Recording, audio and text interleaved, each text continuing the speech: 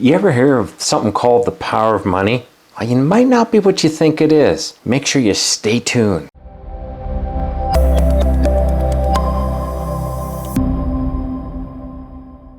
Hey, Frank Thomas here from Wealth Generation Strategies. You can tell it's probably nighttime where I'm at right now, and I normally don't tape at night, but I had a video idea come to mind. It struck me so much that I was like, I have to record this while I'm thinking about it. It's all about the power of money. It struck me how much power money has in our lives. Today I want to kind of unpack that a little bit. So a little bit more of a philosophical video today, but I think you're going to really enjoy it. Let's get into the points here. Where this came from was I used to work a long time ago as a young guy at Radio Shack. When it was around in its heyday, I used to work as a salesperson in the store. I never forgot. I used to have certain people come into the store, and there was this family that would come in once every single month without fail, and they come and they'd spend a lot of money. If you looked at them, you'd say, you know, these guys don't really have indiscretion funds to do this, but they were spending this money. And sure enough, 2 or 3 weeks later, they'd come back, everything boxed up, and they'd want a return. They would get a full return for whatever they bought. It was a little used, it was a little, but it was in the box, they took care of it and everything. It's not like they were abusing what they were buying. But I was like, why would somebody do that? Because they would do this every single month. That incident rattled around in my brain cage for a very long time. Tonight, it popped into my head again, and it struck me, and I understood what was going on. It was the power of money. What happened was, one of the things my boss had said was that he happened to know that this couple was living on low income.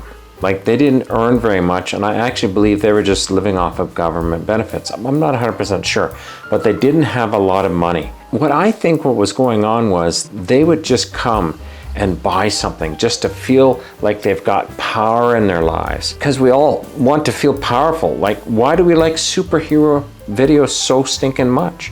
It's because you see normal people have these incredible superpowers. Money is like a superpower. If you have a lot of money, if you watch like billionaires, they're flying around in Lear jets, and they're wearing Armani suits, and they are going into space, and they're doing all these wild and audacious things because they have so much power, because they have so much money. If a person doesn't have any money, they feel powerless. What's going to happen is they're going to make decisions regarding money that are ill-conceived. But I really want in this video to show you a way to break out of this, because even I felt that when I was growing up. I grew up in a family that didn't have a lot of money. We were very poor, didn't have a lot of money. It wasn't until I got out on my own and had a few years under my belt that I actually started earning a little bit of money, but it wasn't much in the beginning. I wasn't buying stuff and returning it, but I would make these really bad purchases, these ill choices in purchases. And I always scratch my head, because there's a lot of times I'd buy something, and as I'm leaving the store, I'm feeling sick because I went and bought this really expensive thing, and I'm not sure how to pay for it. What you want to do is you want to have power, but the only way to have power is to have money, especially when you're feeling this, because money is a very emotional thing. To have that power, you have to have money. Frank, you're saying I'm poor, I haven't got any money. That's my point. What I want you to do is, I want you to start taking control, because you actually get power by taking control. Even if you have a very small budget and a small amount of money, take control of it. Understand where every dollar is going. I never forgot, we were poor, as I mentioned earlier. I'd watch my mom literally dollar after dollar. She would dole it out. Everything had its place, and in this place is where it went. And that's the way it was. And she was able to save incredible amounts of money, and I never knew about it. I honestly and truthfully never knew about it. There was one time she was, she never really had any money. She was like, you know something? I'm gonna go get myself something. I've never bought myself something nice. And she went and bought a brand new car. A brand new car, and paid cash for it. And I was like, whoa, what is that about? It's because she didn't allow money, or the lack of money, to have power over her. And I think that's my point here. What she did is she took control of the meager resources that she had financially, and took control of that. and she doled it out, and she cared for it, and she fed it, and she saved it, and she put it away. She was not an investor by any stretch of the imagination. Unfortunately, if she was, she could have probably did fantastically well. I never forgot that either. I kind of hit a place in my life in my early 40s, and I'm like, you know something, I need to save. So I started saving like a banshee, putting away money. I was managing that money, and a funny thing happened. One day, the desire to go buy stuff disappeared. It literally disappeared. Only when I felt like I had a need for something and I knew it was going to be beneficial to what I was trying to get done did I go buy it. And I went, hey, that's really crazy. What had happened was I now had power over my finances, not my finances had power over me. Wow, what a difference. I never forgot that. I went through a period where, again, I allowed my finances to get out of control for a while. And as I was entering to my mid 50s and that, I realized that, I really screwed up again. Yeah, you can make it and lose it just as quick. So I decided it was time to start doing something about it. When I had turned 57, we had sold our house where we were living and moved into another place so I could rearrange our financing. Really and truthfully, I was like, I'm going to wrestle this bear to the ground and I'm going to take control of our finances and do something about it. Wow, again, it was another wow moment. Once I did that, I was back in control again. My finances were no longer in control and I was back in control.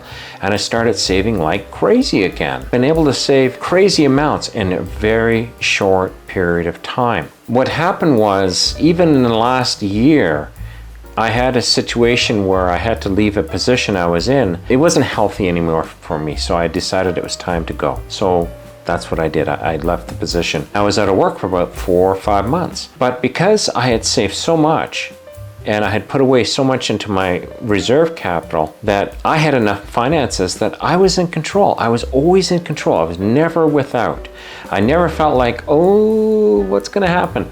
Yeah, it cost me a lot of money, but you know something? It was okay. Now things have turned around again and I'm in a really great position where I'm really enjoying the work I'm doing. I have other side gigs that are happening that are, again, I'm really enjoying. And now I'm starting to make money like crazy again, and I'm making more than I ever made before. Why? Because I have control and power over my finances. I have very little stress in my life because of it. I still have very little desire to buy stuff that is unnecessary. Reflecting back on that couple who came to buy stuff at Radio Shack all the time. They would come in and they'd return it. And eventually what happened one day was my boss had to say to them, look, if you buy something, you have to keep it because we can't have you buying and returning it because it makes it very hard for us to sell used stuff at new prices. So if you decide to buy something, then it's yours. The power of money was so overwhelming for them. Next month, they rocked up and they wanted to buy a stereo or something like that. It was an expensive item. And because they had come back in and they wanted to buy, my boss actually approached him and said, look, I have to be straight up with you. If you buy this, it's yours. But he said, this is sales final and you're going to sign for it. And they were like, oh yeah, absolutely. They signed for it. Sure enough, 2.5 weeks, 3 weeks later, they rocked up and they wanted to get a refund for this. And my boss was like, well, you know something, this is yours. Eventually he did give them a refund, but he only gave them a partial refund. And I think they realized that this gambit with this fellow was over. It was done.